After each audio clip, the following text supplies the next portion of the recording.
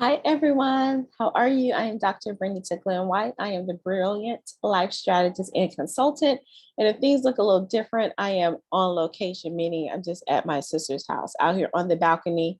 And the sun is like in and out. So hopefully you can see me because I am on my computer. So maybe if I stay back like this, and I hope you can hear me as well. All right, so I want to talk to you about something I pretty much haven't really talked about lately. And like I allude to it, but I don't. I'm trying to open up this document so we can get into it. I allude to it, but I was like, I need to talk more about it so people can understand why I call myself the Brilliant Life Strategist, and why I'm a consultant.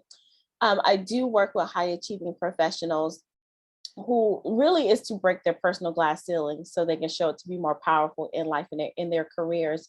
And it started from my own personal journey and wanting to do better in my career. Like the crazy thing was I was already like successful if you look at it on paper, but I still didn't feel that way. And I know that I wasn't the only one. So I deep dived into not professional, I did that too, but personal development, and took it to a whole nother level. Like I've always knew about growing myself and reflecting. And by trade or by profession, I am an educator. So like I was a classroom teacher, then went to a college professor, did a lot of roles in between there, but all stemming from education. And we'd like to talk about being a reflective practitioner, reflecting on our process, but only as it related to the work that we did, not so much internal.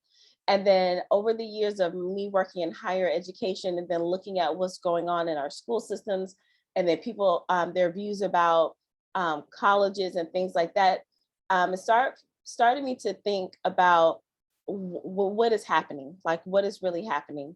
And people who are like, when I say professional, so I'm not leaving anyone out, but I can only speak to the groups that I know about. So people who go get degrees, advanced degrees and advanced certifications. And when I say advanced certifications, there are people who didn't go the traditional route of college, but they did take some kind of training and development and to up level their skill set. So they have, it's still like advanced work, advanced professional work. So I hope that I explained that right. But there is something about achieving so much professionally that a lot of us lose sight of our whole lives. Like, what does it take to be a whole human being? Because we pour so much into our professional lives and in our careers. And then once we achieve a certain level of success, it feels like we plateau. And it's like, what am I really doing here? And I strongly feel like now it's a movement of people like start your own business, go walk away from your 9 to 5 or this, that, and the other. But I'm gonna tell you the truth. Everyone doesn't want to walk away from their careers, especially if you've been called to do it. As a college professor, I didn't work a 9 to 5. I had so much freedom and flexibility, but there were some things I did not like, but God, honestly, he shifted me out because I was like, I know that there is more, but truth be told, I didn't enjoy the people so much, but I enjoyed what that allowed me to do as far as teaching and scholarship and research and, meeting different people. And then there are some people in their corporate careers, they love it. They love being CEOs. They love being in the C-suite. They love being project managers, but it's like, okay, what else can I do? So I work with individuals or in groups. I work with them on let's look at your whole life and see how we can have a plan to be more fulfilled and make sure that we don't dump all of our time, energy, and resources into this career, which why we end up hating it so much. And when I started doing that myself, I realized, wait a minute, I actually began to flourish more as a professor. I actually got more business as a consultant, like when I was doing things on the side, because I turned inward and cleared up some things, and it just opened up the doors professionally. So I said, well, what if this happens with other people? You love your career overall, but there's just still this emptiness or not being fulfilled. And it's like, well, why is that? And the alternative is not always running to go become an entrepreneur. Now, I said this before, I do believe everyone needs, some additional streams of income, but not necessarily you have to jump ship and be an entrepreneur. So I like to call it infopreneur, to where you're using your skill sets and what you already do and just expanding that using the information, whether that's speaking, writing, teaching in other forms and things like that. So in 2020, in the midst of the pandemic, I wrote a book called Embracing Grit for Greatness: How to Become Professionally Powerful Through Personal Empowerment. And I'll be honest, I wrote the book, did a whole hype thing around it. I made Amazon #1 release, bestseller in my category as soon as it was out. So the same day. And then I didn't do too much. Got caught up in the pepper spray, the panorama, the pancake, and just put it down. And then I just tried to try to do something totally different. And then I realized, so that was like towards the tail end of 2020. 2021, I did some speaking. No, 2020, I did a lot of speaking engagements around it. 2021, not so much. And now we're in 2022, and it's like people are still needing what you offer. So this video, we're going to deep dive, not really deep dive, but I'm just going to give like an overview of the framework that I developed from the book and the framework that I've worked with clients on directly, like one-on-one VIP clients, because this is like some intense work. But then I realized this work can still be done in a group setting as well. I like when I call myself the Brilliant Life Strategist, is one, because for brilliance, to embrace your brilliance, everything that you are born with and then everything that you've acquired, all of that needs to shine. And in order for it to really shine, you need to have a strategy in your life to do that.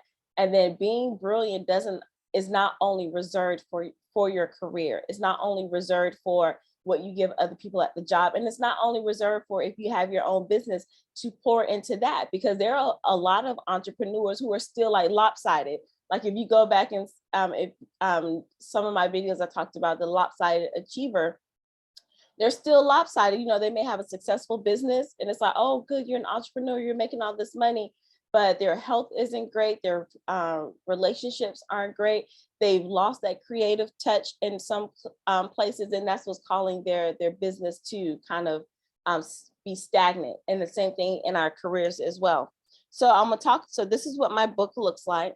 I'm using my sister's iPad because I left all of my resources.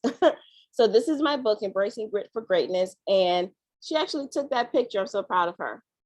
So it is available on Amazon. So I'm gonna talk to you about the framework that I did. Okay, let me go back to it. So I talk about this because for me, like I said, I have a PhD. I've been going to school all my life, really. And I noticed that I function better when I have a system and a plan to follow. And working with these individuals and case studying myself, and then being in an environment in the personal development industry, like one of my coaches is one of the top transformational coaches in the world. And I'm so blessed to be connected with her. And I have two of them actually who are phenomenal. And I realized that life doesn't give us a plan. You know, there's especially, and the reason why I focus on people who've gone to get degrees is because the mindset is different. Because all of our lives in K-12, it is a structure, but a lot of people, they finish high school, go live their lives, whatever.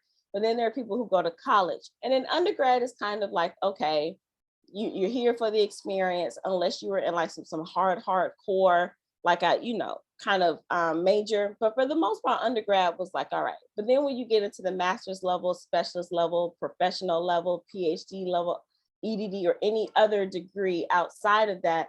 So, and I'm gonna put law degree in there too, so you can kind of see what I'm talking about. There's a system that you follow, a structure, a strategy, and they tell you exactly what you're supposed to do, like the plan of study.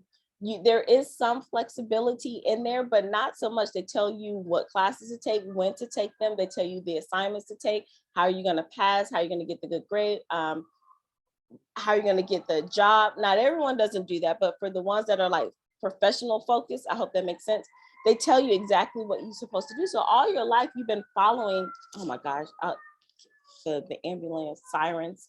So all of our lives, we've been trained to somebody say, here's the plan, and then you follow it. And it works well for the most part. We go through school, we get our degrees, we get our good jobs. And even people who say like, oh, my job doesn't pay enough, well, let's just move past it. You got a job, right? A lot of, if you're fortunate to be in your career, that's what I'll say.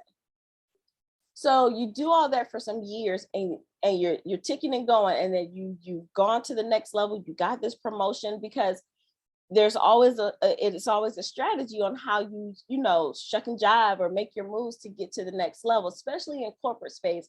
Now, I'm an educator by trade, and some people think, oh, that's it. But I went from a classroom teacher. I've said this before. I used to want to be the U.S. Secretary of Education. And so there are some things I knew I had to do. How am I going to get out this classroom? Then I had to go work at the district level. I would need to go be an assistant principal. I need to become a principal. Or what other back way if I get blocked? What strategies do I use to get into this office, to get this promotion? So there are different ways to do that, but it's always like a strategy. So I want you to think about, if you don't believe me, just sit there for a second. Think about your advancement. And sometimes, and we go through these. Okay, I'm gonna let y'all, I hope you can hear me.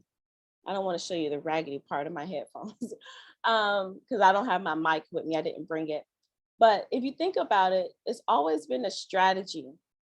And sometimes we don't think about it because we're in it and we look at it as, oh, that's something I had to do. But it really was a strategy. And that's what my book talks about, embracing grit. You had to do some things to get to where you are. And it feels, if you might have thought it was easy or it was hard in the moment, but it was some things you had to do. So I really wanted to unpack the grit and really focus on a process, because like I said, life, once we get to certain levels, there's like no more strategy. And then we have to really deal with real life. And there's no actual like strategy for life. That there is no course of study say, if you want this lifestyle of the rich and famous, or if you want this minimalistic life, or if you want this particular life over here, how to live off the grid, whatever, kind of life you want to have, there's really no one says, here's your plan of study. So what I've been doing and what I've learned is there are some things that we have to go back and look at, like, and apply those strategies that we did to get to where we were. We have to apply those strategies in our lives. And the truth is, there really is a strategy and a blueprint for everything that you want to do. Even if it's something like you think is brand new, there's somebody that's pretty close to doing it that you can actually follow, because there's nothing new under the sun. But I do believe there's like fresh things that can come from what's already here. So not saying to go copy anyone, but successful people leave clues. And you get to define success however you want to, but whatever your definition of success is, if you think someone has it, they've left clues. But I've learned that for a lot of us who are these high achievers, high functioning people, it's like so much head trash. And part of it is trauma. And I don't think I'm gonna get into it in this video, but I started talking about this on some of my Instagram posts, and I kind of like let it fall off because I didn't think it was building up traction. And then some part of me thought it was a little too deep. But there is some professional and academic trauma that is happening that causes us to shut down, and why we're so focused on our professional lives. I was working with a client a couple of months ago, and she had hit a plateau. If you look at her on paper, she's very successful, but she was not feeling that way in her life. And we went back to unpack some things, and it was an incident that happened to her in academia that has shaped the way she's performed professionally for years after that. And then once we talked about that and unpacked that, it was like a literal transformation in her body for her to be like, oh my gosh. And then it showed up to like in her marriage, why she was acting a certain way, as a mother, why she was acting a certain way, as a daughter, a sister, because those are all other parts of her. But it was that trauma that happened in academia. And then she didn't have a plan or a strategy to get past that, to make sure she had this full, the life that she wanted. The tricky part is sometimes when other people look at us, they don't think that we have a reason to want more. So if you looked at this client, she had a successful career. She had a doctorate degree. She's married to a great guy. She has a son. She has family who really loves her and they're active. She has nieces and nephews. They travel. What else is she's doing? I think they had like a family side business going on. So she looks like she has a full life, and she does. But for her, it has to be something more. I'm not internally happy or content to where I am. I know that there is more. And one of her desires was to start a consulting business, but she just couldn't get it. Like it just like no. And she wasn't really happy with, some of the weight she gained or whatever. And then once we went through some goal settings, and then we went back to that one little incident. And I'm gonna talk to you through introduce this framework that I walked her through that's in my book.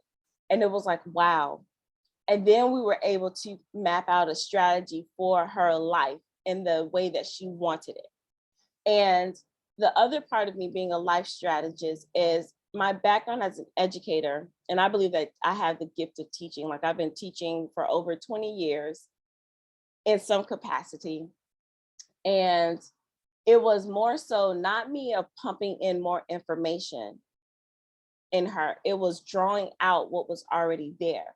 So that's part of coaching, and it's also part of like consulting. Drawing out what's already there. This is where you said you wanted to go. So we had to pull out something, some coaching, and then have a strategy for it. Now on some things I did tell her what to do, but for the most part, it was like letting her uncover her own answers and asking her the right questions. And that's what I'm passionate about. That's what happened to me. That's what I've been doing for others. And if I look at my career, I've been doing that for like over 20 years. I may not have been in the coaching space officially, but I've been doing that like for all these years. So I like framework. I like processes. I like systems. I'm able to help people see a process that they need to take. I'm able to see strategy for people. And I didn't realize that was like a superpower of mine until like things kept happening and people kept coming to me like, well, how do I? All right, so from my book, I talk about embracing grit for greatness, and I really want to talk about grit. And I share that some people think grit is like you grinding hard for something, and that's not all the way true.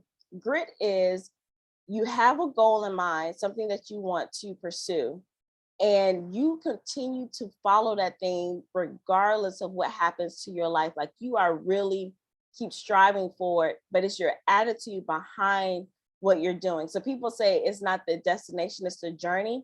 And sometimes I hate these cliches, but it's so true. So grit really talks about your attitude on the journey to get to your goal, still finding your passion, the love, and the why that keeps you going. And who do you become on the other side? Because there are times where you can pursue something, finish it, and be pissed off and have an attitude and be bitter. And it's like, why did I even pursue this? But when you embrace that grit, it's like, okay, I did it. And wow, look at the person I've become with my knees scraped, my chin bruised, I'm still better off because I built my character along the way. So I'm going to show you this framework of my book that I created. And the first part of grit, because I broke it down into categories, is courage. And I said, you have to focus your awareness, having the courage to focus your awareness. And sometimes that's a hard thing to do. And we have to be honest. And that's why I talk about courage, because it's beyond being brave. Like you can be brave, but courage, I think I talked about it as a character trait. And a lot of times we have issues with the way our lives are. We don't like something, but this was a hard pill for me to swallow as well. And it's probably why I take liquid supplements. But whatever we're experiencing in our lives now is a direct result of the actions that we've taken previously. We caused it, is what we believe we deserve, is what we came up with. And it's like on a subconscious level. And I'm not talking about any like institutional racism or, disadvantages or anything like that, because we've seen time and time again where people are busting through those. But a lot of times is we don't want to have the courage to look at our "you are here" sign and becoming aware. That is the first step into any type of transformation, is the awareness. The problem is a lot of us stop at the awareness and we're like, oh yeah, I'm aware. So like with some of the clients that I have, they were like, oh my gosh, I can't believe I didn't think of that. I didn't see that. Thank you so much. We're not finished. because you being aware is not your breakthrough. It's not going to change anything. It's just going to heighten your awareness. It is the things that you do after that to make sure that you actually follow through to change it. So focusing your awareness and having the courage to do that. The second one is, we don't use this word often, but conscientiousness. So conscientiousness, or being conscientious, is really looking at the details of your life. And how I explain this in the book is, I talk about a degree or a career path. They tell you what you're supposed to do. So in college, you have your course of study. No, well, yeah, you have your course of study at the college. It's like, okay, these are all the things that you can do. Then you have your program of study, like specifically that specializes what, if you want to specialize in what you do. And then within that, each professor has their course and their syllabus, and they tell you exactly what to do. And then each assignment tells you what you're supposed to do. So that's how detailed we are when we're in school or climbing the corporate ladder or advancing in our careers. The same thing needs to apply in our personal lives. Like, what is the overall plan? Oh, sometimes the awareness, we have to realize we don't have an overall plan. But what is the overall plan? And then break those things down into benchmarks and milestones and things like that, all the way down to the nitty gritty. And it can sound like, oh my gosh, that's so much, but you did that in your professional life. You probably didn't realize you did, but you did. So it's the same thing in your personal life, like all the way down to the minute details. So I call that find your truth. And finding your truth is, when I work with clients, we go in and unpack some, because we start off with goal setting and the vision so we can have something to work with. Well, why are we not getting there? And what is it going to take for us to get there?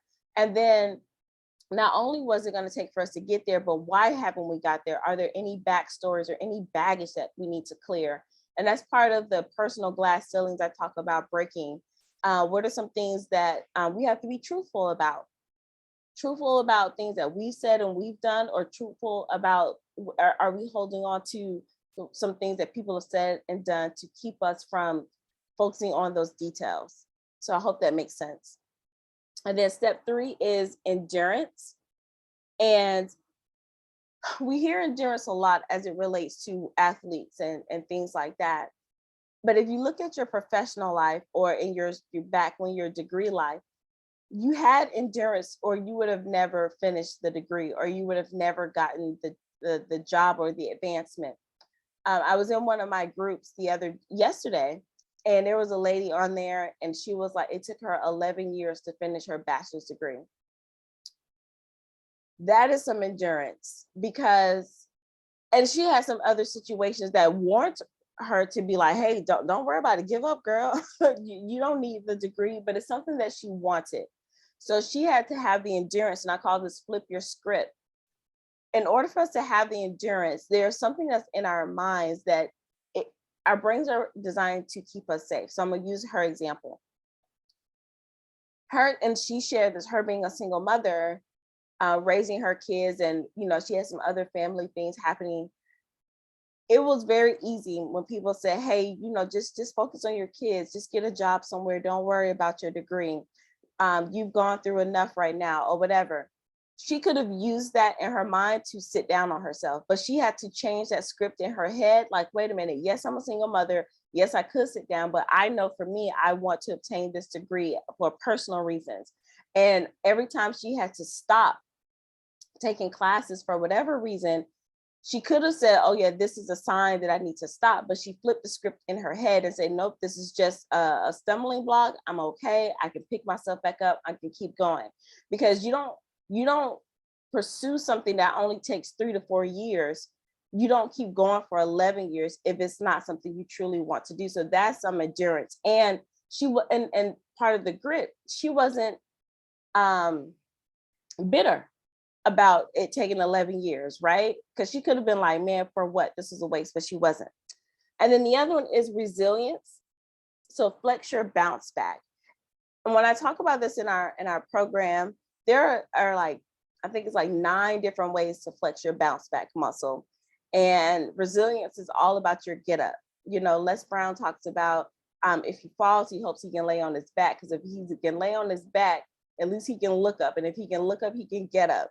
And then my coach talks about your resiliency. She calls it your flex, your bounce back muscle. It's like, do you have the faith in yourself? Are you going to believe in yourself? Are you going to know, like, like, what are the things that you're actually going to do to build that resiliency? Like, she gives practical steps, and I teach practical ways to build your resiliency, because it's easy to say, oh, I fall down, let me get back up. But what does that look like? So the same thing with the lady who took her 11 years to finish her bachelor's. That was also some bounce back. She had to know, like, she knew that she was going to finish, and she took those steps. So your bounce back muscle. And then the last step of grit, I call this the Embracing Brilliance framework, but it's really grit is excellence and choosing. So I call in the book excellence over perfection, because a lot of times, especially those of us who've been like trained, we focus on perfection as I have to get it right because I want to get the A.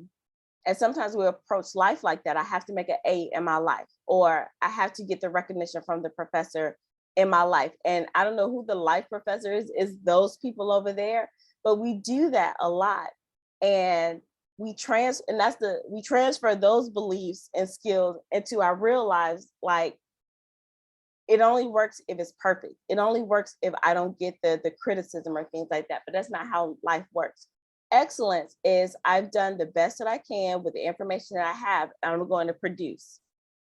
So not a pseudo form of excellence, but your standard of, okay, this is what I'm supposed to do. I've done it. I did it with, I looked over everything. Like, I didn't just throw out trash, but I'm not going to hoard it and hold on to it and make it mean something about myself. I'm going to release any judgment, because a lot of times we don't do stuff because we're afraid to be judged and we feel like we have to be perfect, but that's not true. So I called this on featuring the airplane. I'm out here by the airport. It's too loud. So I call this featuring your brilliance, because once you've gone through all of the stuff that we talked about, the courage, being conscientious, the endurance, and your flexibility, once we talk about all those things, hold on. Now it's time for us to show up and show out. And once we focus our awareness, we found our truth, we flipped our script, and we flexed our bounce back. The feature our brilliance is now going back to the goals that you said you want to accomplish.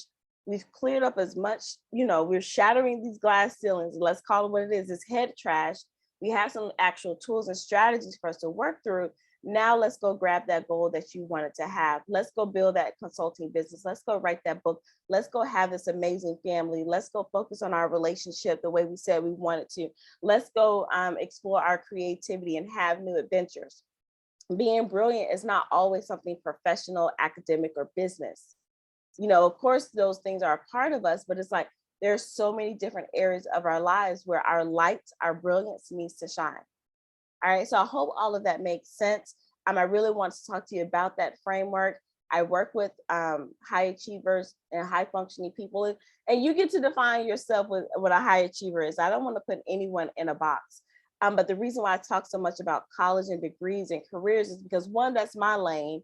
And two, there's a language that I've noticed that when we talk about personal development, I noticed that there was a gap in the language sometimes where we don't feel like, and this was me, like, oh, that's woo, that's for people over there. I don't want to do that.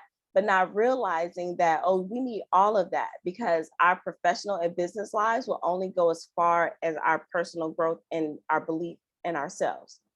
And it sounds woo-woo, but it really, really isn't. Just ask yourself, why aren't you achieving what you say you want to achieve? There's something internally that's blocking you. And we like to project, but we need to reflect.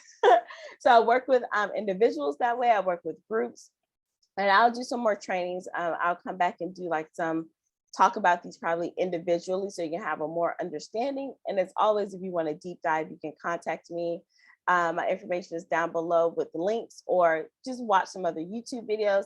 You can get my free life class series that goes in depth with some of these. It's 10 videos, and I break it up into little me and big me, so you can see how that shows up in your life. I call them the grit check-ins, and I made that available as a free mini course, or a series And the videos are short. So you can watch them and you have to do some self-work, right? So you can get yourself to start thinking that way. And then so that's at Dr. Vernita gift.com. And the information will be down below. And then if you want to take some next steps, I am here and available, but at least start that work. All right. So I hope you enjoyed it. Leave your comments down below. Thank you so much for watching. Remember to be well, be empowered, be bold, and be brilliant. Until next time, bye.